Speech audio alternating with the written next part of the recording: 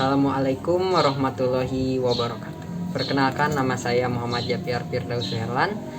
Saya dari Prodi Pendidikan Matematika IKIP Siliwangi dengan NIM 18510047. Di sini saya akan mewawancarai beberapa guru tentang mengenai pembelajaran di sekolah selama pandemi. Untuk tahu kelanjutannya, mari simak video berikut. Pak, saya dari kampus Siliwangi, ada tugas KKN dari kampus, yaitu mewawancarai guru tentang pembelajaran di sekolah selama pandemi. Apakah Bapak bersedia? Insya Allah Bapak bersedia. Yang pertama, apakah Bapak merasa nyaman dengan pembelajaran daring? Secara keseluruhan sih pembelajaran daring itu disambut tidak nyaman. Ya, karena kan mungkin belajar tatap muka kita lebih terjun bertemu dengan anak-anak gitu dibandingkan dengan daring. Ya, ada kan kalau daring itu kan ada yang mungkin mengerjakan atau ada yang hadir atau yang tidak seperti itu. Kedua, media apa saja yang Bapak gunakan selama pembelajaran daring? Untuk media kita biasanya di sekolah mengadakan dengan Google Classroom ya, kemudian dengan via WhatsApp itu yang kita gunakan, dan ya sebetulnya itu juga belum maksimal. Ya, Menurut Bapak, apakah materi pembelajaran dapat tersampaikan dengan pembelajaran daring? Melihat dari kita sudah 1 tahun kebelakang ya, belajar dari materi atau tujuan dari pembelajaran pencapaian untuk semester pertama maupun semester kedua itu tidak semuanya tercapai, malahan ketika satu bab itu juga beberapa pertemuan gitu ya, karena mungkin pertama waktu kita kurangi itu ya.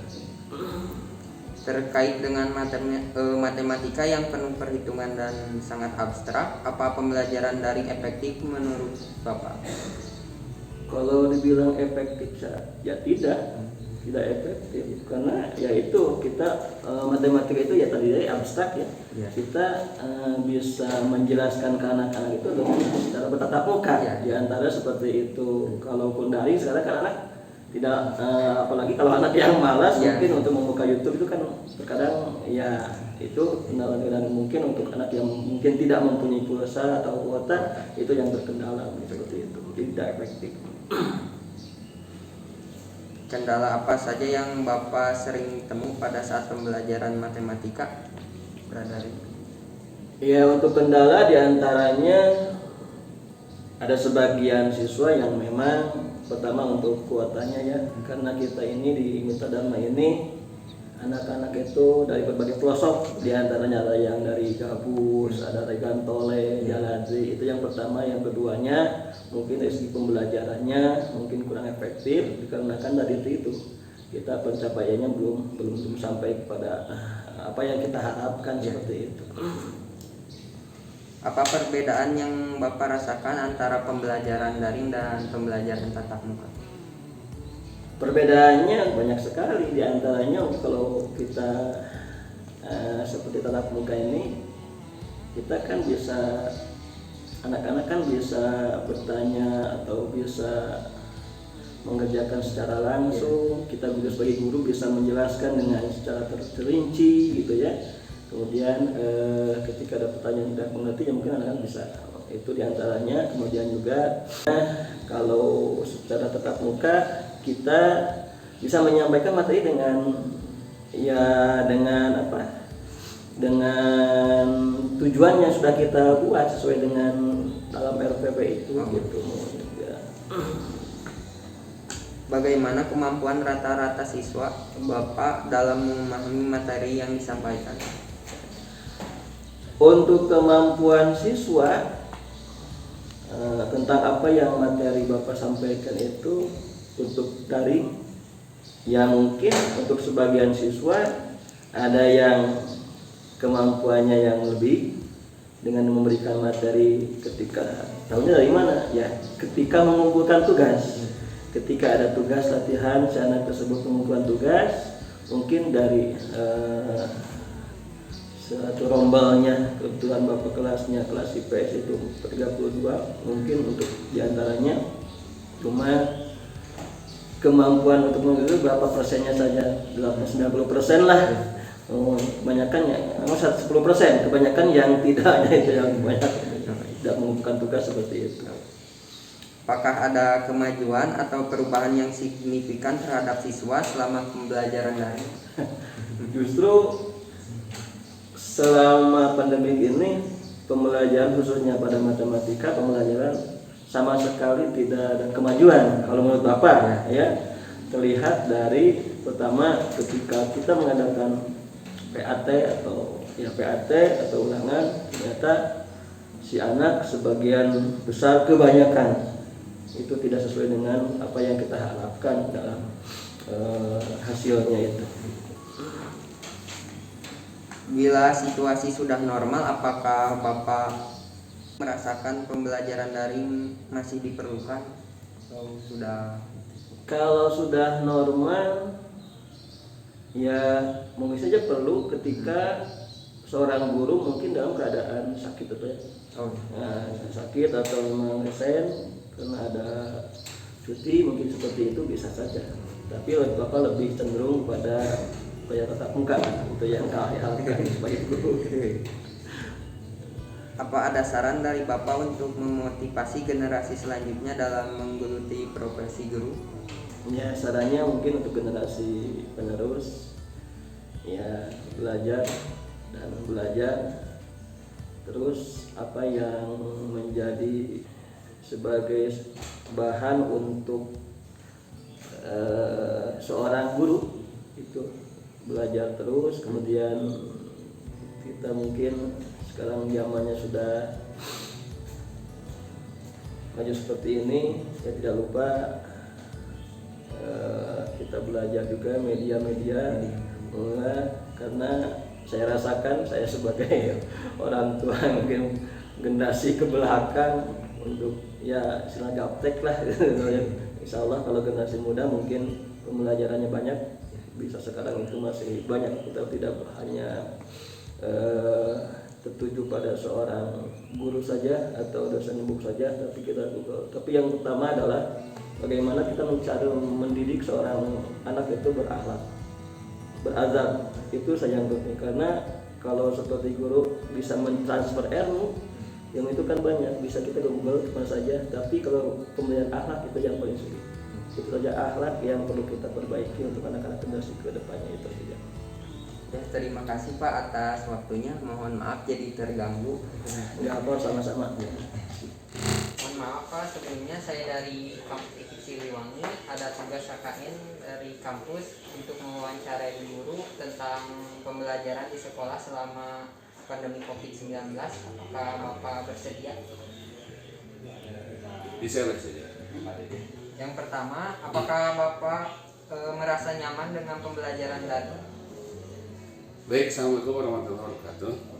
Kurang nyaman, kurang begitu enjoy yang dihadapi oleh anak, ya, hubungan dengan antara siswa dengan siswa, secara sosialisasinya, dinilai masalah etika moralnya, baik tingkah laku ataupun bahasanya dalam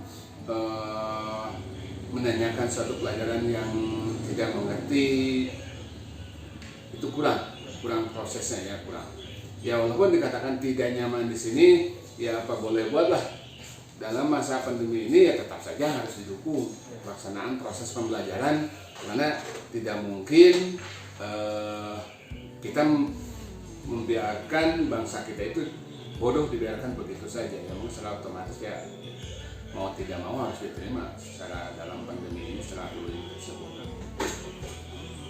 Media apa saja yang Bapak gunakan selama daring? Penggunaan media kebetulan selain media yang digunakan oleh yang bersifat punya pribadi seperti HP ataupun laptop ya, juga tetap berkonsultasi adanya kontribusi antara media yang dipunyai oleh seorang guru, mulai dari bentuk buku materi, lalu laptop, lalu HP, lalu tingkat penguasaan media sosial yang disediakan di sekolah, propertinya di sekolah, lalu dari komputer, lalu Zoom dan yang lainnya secara otomatis tetap digunakan. Jadi, menurut Bapak, apakah materi pembelajaran dapat tersampaikan pembelajaran daring? ya tergantung kepada pemahaman anak tersebut masing-masing, tergantung kepada motivasi siswa untuk ikut belajar. Kendala apa saja yang Bapak sering temui pada saat pembelajaran secara daring? Nah, kendalanya yang paling sering ditemukan di lapangan bagi siswa ataupun orang tua yang benar-benar tidak mampu dan tidak punya HP. Apa perbedaan yang Bapak rasakan antara pembelajaran daring dan tatap muka? Perbedaan antara luring dan daring di sini memang ya jauh berbeda. Ya. Yang pertama tadi kalau secara luring nilai antara unsur pembentukan karakter anak itu sendiri kalau secara tatap muka guru lebih paham, lebih tahu, apalagi seorang wali kelas punya. Kalau secara daring, ya, daring di sini lebih terbatas masalah waktu, pertemuan lebih terbatas. Bagaimana kemampuan rata-rata siswa Bapak dalam memahami materi? Kalau ditinjau masalah hasil dari DDR sini, ditinjau dari tingkat kemampuan hasil dari anak tersebut, saya dapat katakan 50-50. Mengapa dapat katakan 50-50? Saya ambil contoh, kalau belajar di dalam kelas, waktu untuk menyontek itu tidak ada sama sekali. Bahkan ditegur, dilarang ya. Biarkan anak berpikir terlebih dahulu. Tetapi untuk masalah belajar di rumah ini, ya mudah saja kan anak. Dikasih tugas oleh guru, tidak paham, buka Google. Otomatis jawaban lebih mencapai 100% kebenarannya. Ya. Nah, bila situasi sudah normal, apakah Bapak merasakan pembelajaran daring masih diperlukan? Pembelajaran daring sebetulnya antara luring dan daring di sini memang tidak bisa dilepaskan. Ya. Justru dalam komponen proses pembelajaran di sini dari dulu juga memang sudah daring dan luring. Ya, hanya tergantung kepada penggunaan alat medsos itu sendiri. Apa ada saran dari Bapak untuk memotivasi generasi selanjutnya dalam menggeluti profesi guru? Untuk menggeluti masalah profesi guru dan saran bagi anak-anak zaman sekarang, khususnya untuk anak siswa semuanya, jangan patah arang lah, walaupun situasi negara kita ya secara khususnya Indonesia dalam masa pandemi ini kok belajar ya seperti ini, kok belajar seperti ini. Ya kalau kita tidak syukur nikmat, kalau kita tidak mau menerima terhadap apa kehendak dari Allah, apa yang akan terjadi? Harus belajar dulu mengenai proses pembelajaran dari pembentukan unsur guru itu sendiri apa saja. Oh beginilah rasanya menjadi seorang guru misalnya. Harus paham terhadap penggunaan media, alat media, ya harus sabar. Ada ini dan itunya. Itu penanaman sikap yang pertama. Kalaupun dari siswa ataupun dari mahasiswa itu sendiri yang nantinya mau terjun ke masyarakat mengabdi sebagai guru, ya tetap tanamkan kesabaran, ya. Jangan patah arang tadi. Lalu yang kedua, jangan henti-hentinya menggali potensi diri kamu atau diri kalian semuanya masing-masing, sehingga diri kita tetap dikatakan sukses atau berhasil. Seperti itu mungkin dari saya. Terima kasih Pak atas waktunya. Mohon maaf jadi waktunya. Alhamdulillah kegiatan KKN siklus kedua telah selesai. Terima kasih atas waktunya. Mohon maaf bila ada kesalahan. Billahi taufiq wal hidayah. Wassalamualaikum warahmatullahi wabarakatuh.